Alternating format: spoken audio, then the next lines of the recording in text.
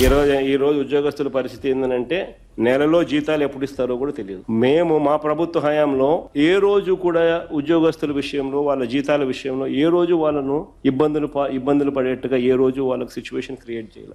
అసలు మా పరిస్థితిలో చంద్రబాబు నాయుడు నింటే రాష్ట్రం అతలాకుతలం అయిపోయింది, జీతాలు 2 నెలలు మీరంతా వదిలేసుకోండి, రాష్ట్రం కోసం కాంట్రిబ్యూట్ చేయండి అని చెప్పి పిలుపునిచ్చింది. డెఫినెట్ గా మాక్సిమం 1 నుంచి 2 తారీఖుల్లోనే డిలే ఎవరికైనా అయితే 4th, 5th లోపల జీతాలు వస్తున్నాయి. ఉద్యోగ సంఘాలు మొన్నే ముఖ్యమంత్రి గారిని కలిసి సంతోషాన్ని వ్యక్తం చేసిపోయారు. ఆయన ఏం చేశాడు, అన్ని బకాయిలు పెట్టిపోయాడు. 20,000 కోట్లని మేము చెప్తే కాదు 26,000 కోట్లు మాకు బకాయిలు పెట్టిపోయాడు ఆయన అని చెప్పారు. ఇవాళ మేము అనుభవిస్తున్నాం, కష్టపడుతున్నాం. ఈ రాష్ట్రం కోసం వాళ్ళు కూడా తపన పడ్డారు. ఈ రాష్ట్రం బాగుండాలి. ఎందుకనంటే అల్టిమేట్లీ మనం అందరం ఈ రాష్ట్రంలో ఉండాల్సిన వాళ్ళం, మనము మన పిల్లలు ఈ రాష్ట్రంలో ఉండాల్సిన వాళ్ళు. వాళ్ళకి ఆ కమిట్మెంట్ తో ఆలోచించారు. గత ఎన్నికల్లో వాళ్ళు కూడా సరైన నిర్ణయం తీసుకున్నటువంటి ప్రజల్లో వాళ్ళు కూడా ఒకరు. ఉద్యోగంతో ఉద్యోగులను ఎట్లా చూసుకోవాలి, వాళ్ళతో ఎట్లా పని చేయించుకోవాలి అనేటువంటి క్లారిటీ మా ప్రభుత్వానికి ఉంది. చేయగలిగినన్ని చేస్తున్నాం. వాళ్ళకి పరిస్థితులు ఏంటో మనకు తెలుసు. కాబట్టి ఎంప్లాయీస్ ఇవాళ హ్యాపీగా ఉన్నారు. దాంట్లో జగన్మోహన్ రెడ్డి గారు హ్యాపీగా లేరు.